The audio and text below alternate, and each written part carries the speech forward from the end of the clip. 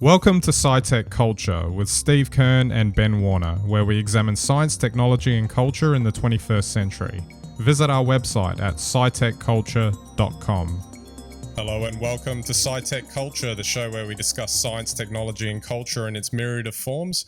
My name is Ben Warner and I'm joined by my good friend and colleague Steve Kern. How are we today, Steve?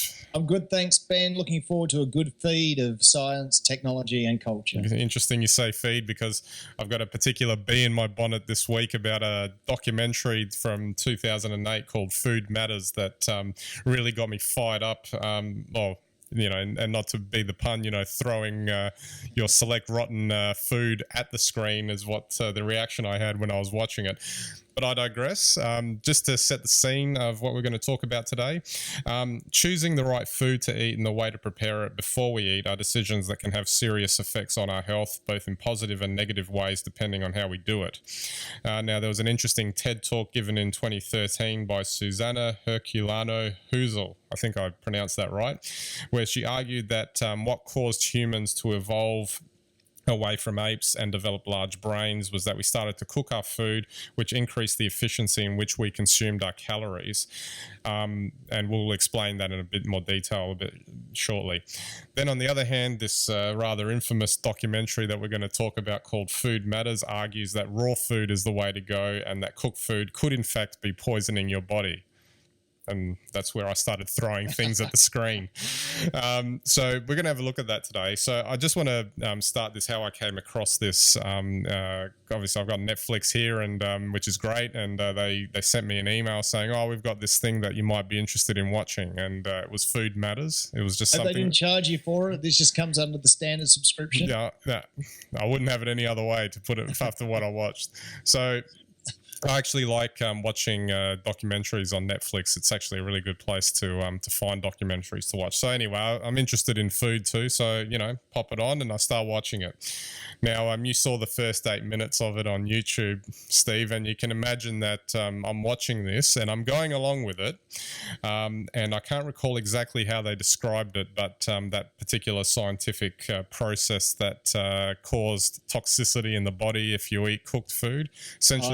Essentially what they were saying, that the preparation of food by cooking it alters the chemical sort of makeup of the food to the point where it's actually going to deliver a toxic, poisonous type effect to your body. And that was at the point where I'm a very easygoing guy, but occasionally I will come across a documentary, a film or something that just completely basically pisses me off as soon as I've watched it, and that was a moment that really got me, and I just stopped it. I hardly ever stop anything. I usually try to give it its go, but I just couldn't keep going with this because it was just such a irresponsible message to send out, not to mention bollocks, because I've been eating cooked food for quite a few decades now, and I don't feel like I've been poisoned. Well, that's right. I mean, it's one of those things that just took a little bit of information from here, there, everywhere to make a story. None of it's related. And, let's face it, 400 years ago, adding salt to your food meant that you'd probably live to be 40.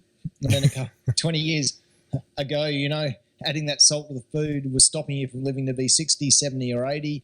And now we know that sodium is, in high levels is dangerous. And this documentary tries to just say that cooking's bad, but it's quite clear. And if you look at Suzana's TEDx talk there, it's obvious that if you were only to eat raw food, you'd have to spend 9 hours a day eating, and you'd probably wind up being seriously malnourished,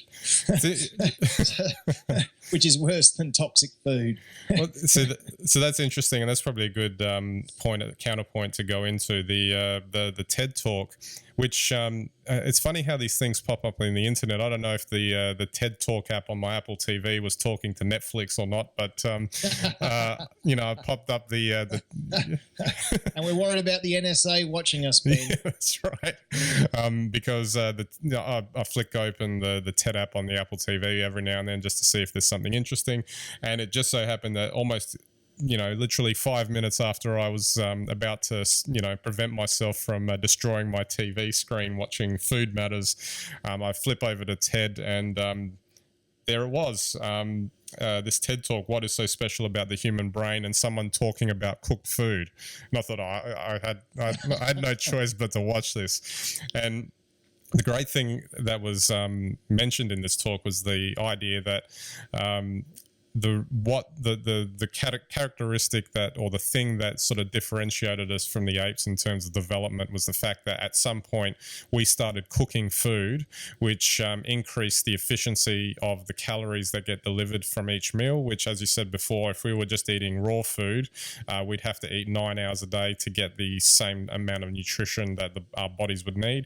But the cooked food allowed us to reduce that amount of time to, like how we've got now, your 3 meals a day or whatever, which freed us up to do lots of other things during the day, which then led to brain development. So the combination of having more time on our hands to do other things, which helped develop our brains, and probably the nutrition we were getting from the cooked food helped as well. And that was the difference, that I guess sort of created an environment for a brain that could develop more neuron and more activity in the brain. So, and that led to us, which I'm watching this and I think that's the exact opposite of just what I just watched in Food Matters. And she actually made the point in the talk that how ironic that this process of cooking has become almost too good, in that now we overeat, and people are now suggesting that we eat raw food diets. It's funny. It is hilarious. And I mean, to be fair, I think maybe if the raw food diet made the point that we eat too much and the food that we eat is too processed, that would be fair enough. But trying to tell us that, the food that we're buying from supermarkets has been, toxic for some reason because it's either been stored for 5 days, and it's been stored well because you wouldn't eat it otherwise. You can't fake fresh. And if it really was so toxic, we wouldn't be seeing our lifespans increase over the last 20 years either. So it's just rubbish. And I think there's one thing about diet that people overlook very often, and that is that in terms of nutrition, 80% of everyone's diet, or around 80%, needs to be energy. It needs to be derived from carbs. And that's not like sugar. It's not refined, sugars, but it's natural sugars that occur in raw foods. And this is the whole point of the TEDx talk, which is, that's great. If you want to get there by eating bananas and raw vegetables out of the garden, it'll take you 9 hours to consume enough. Cooking food increases the energy density of food. It makes it easier for us to consume, easier for us to digest, which means we can get much higher energy levels in, plus the trace nutrients. So sure, maybe after 30 years of farming the same plot, there's a little bit of a decrease in nutrients in the plants. But by and large, if you're eating more, and we eat 2.5 times, I think, what people did 50 years ago, you're going to be okay. Yeah. I'm definitely going to have to post this link to this TED Talk, because I thought it was actually really good watching, I think.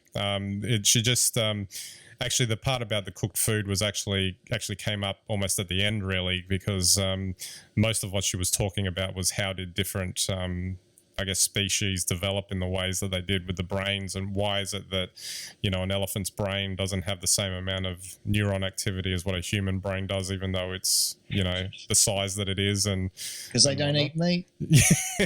Those damn no, vegetarians. She doesn't say that, and that's not why. It's a joke. So it was fantastic to watch. And actually, if TED as a resource just in general is something that, if you're watching this podcast, you should be interested in watching quite a few of the videos that come out of that particular source there, because there's a lot of good things. But just with this Food Matters documentary, and I guess other potential types of content like this that gets created in this world, because anyone can create anything, and if it gets momentum, anyone could watch it. It was done in a way that Look, some of it did seem a bit amateurish, but for the most part, a lot of it came across, reasonably well. It came across like it had the authority that a documentary normally has, and I just was disturbed by that, because with such a message that was so off keel, there'd be people that might believe it. That's the thing. If they start, I mean, obviously, everyone's free to make their own decisions, but if you're getting misinformed like that, or that can be a bit dangerous, can't it? Oh, it's very dangerous. And on the internet today, you can make up a story, you can make a documentary pretty easily. I mean, the technique's pretty simple. All they had was a whole lot of talking heads with some fancy names and qualifications, and basically they were saying that, this is what's going on, and you're being poisoned. And then if at the end of the other side of the website or something, we've got, say, something like a book to be sold on the topic as well that purports to be the truth, then it's really easy. It's really easy to fool people. So I guess the point is that we have to be careful about what we're watching on the internet. And, I got this off of Netflix, so this I thought was a reputable channel or filter of content, but it was there. So they must have thought that someone would get some value out of it. But I guess if you're just mindful of what you're watching and don't just, accept everything. I mean, that's good practice anyway for anything, really. But it just seemed to me to be a rather unusual way to get this message through this format. I wasn't quite expecting it. Yeah, well, they sneak through, and like you say, there's no verification process, and in this day and age, people can make very convincing arguments with videos with very convincing people. So you really do have to look around. So, with the exception of us, of course, anything you see us say on SciTech Culture, on YouTube, Vimeo, and whatever else, believe it, because we're reputable guys. All right, Steve, we might wrap it up there. So thanks again for the chat. Anytime. Okay. So don't forget our website, scitechculture.com. You can get all of our links there. You can interact with us on Twitter, Facebook, and Google+. So I'd love to hear from you. And if you think anyone's interested in the content, videos that we have on a semi-regular basis, or our blogs, photography, all of that, just point them to that website, and we'd greatly appreciate that. All right, so that's it for this episode. We'll catch you next time.